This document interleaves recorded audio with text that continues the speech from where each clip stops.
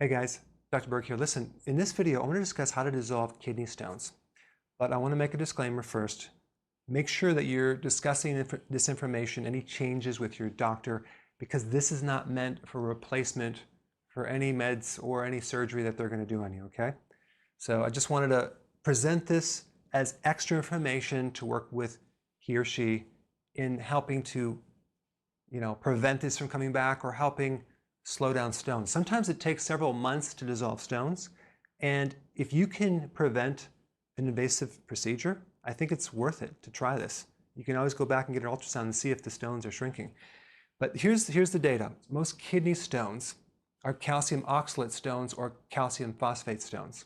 20% or a little less than 20% of the stones are uric acid crystal stones. Okay, so there's several, but these are the main two. Now, gallstones are completely different than kidney stones as far as the formation. Gallstones are more cholesterol stones because of lack of bile.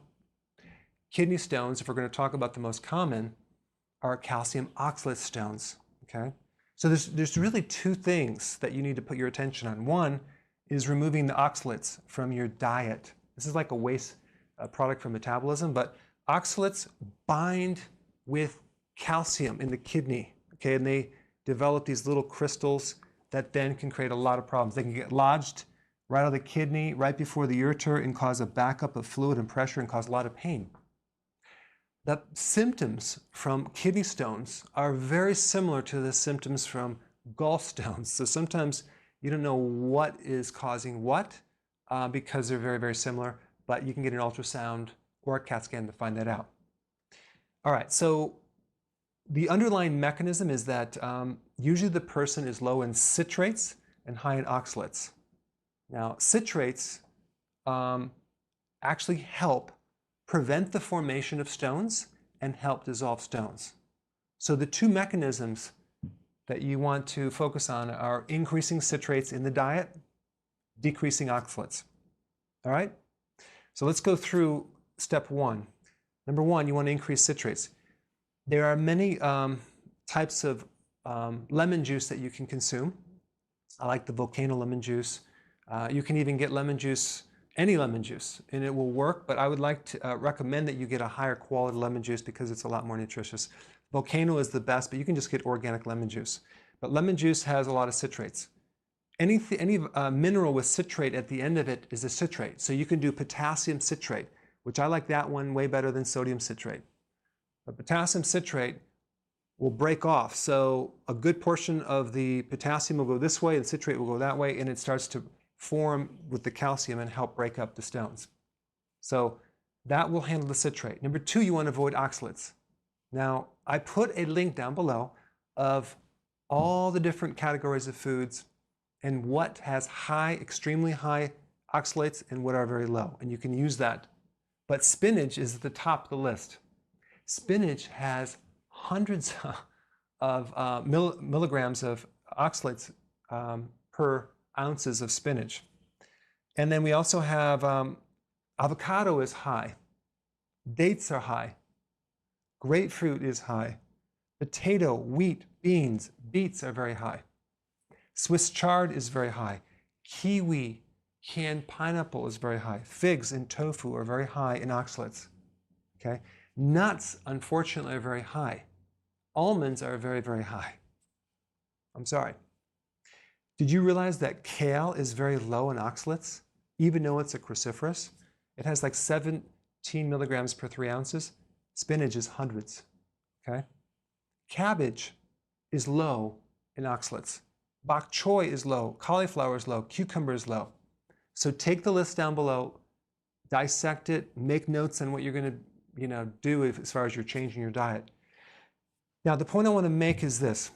It is true, in some of the other videos I talked about calcium coming out of solution into the different soft tissues when your body is too alkaline.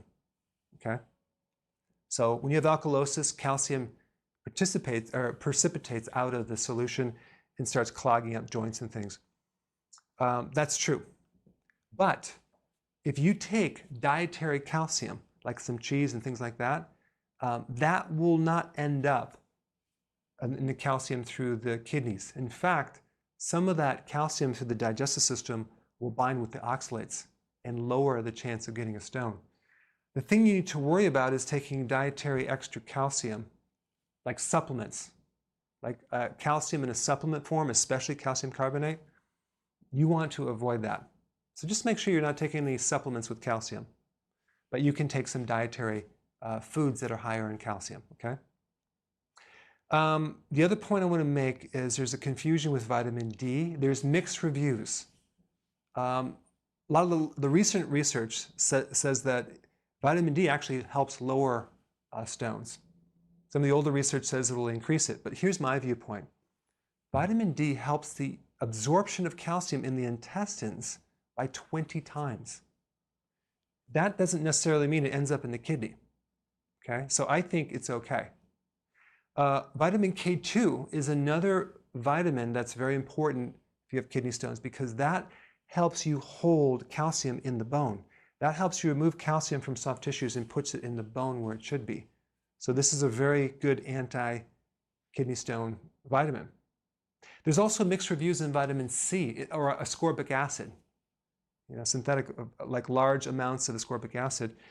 Some studies show that it increases, some studies do not. So I don't have an opinion of vitamin C. I don't know exactly what it does.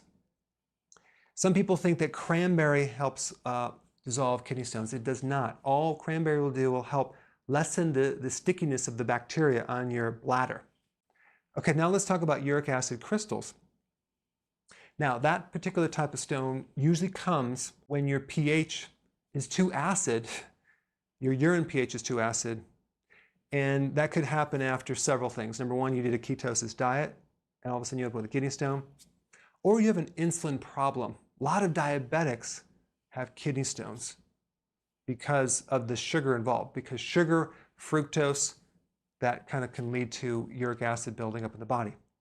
So if you have more of the uric acid stones, what you want to do is increase the pH, and you can do that or alkalize the body a little bit more by taking the potassium citrate or even lemon juice, because both of these are alkaline.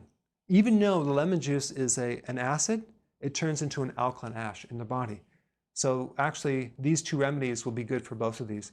The last point I want to mention that's very, very important is that if you have a uric acid crystals in the kidney, they're little stones, or gout, you need to fix the insulin. You need to lower the insulin, okay, because it usually comes from insulin resistance. I'm going to put a link down below to give you the data. I just wanted more of a comprehensive video because I have a lot of different videos talking about different aspects, but this is a real comprehensive video just to give you the overview of what to do if you had a kidney stone. All right, thanks for watching.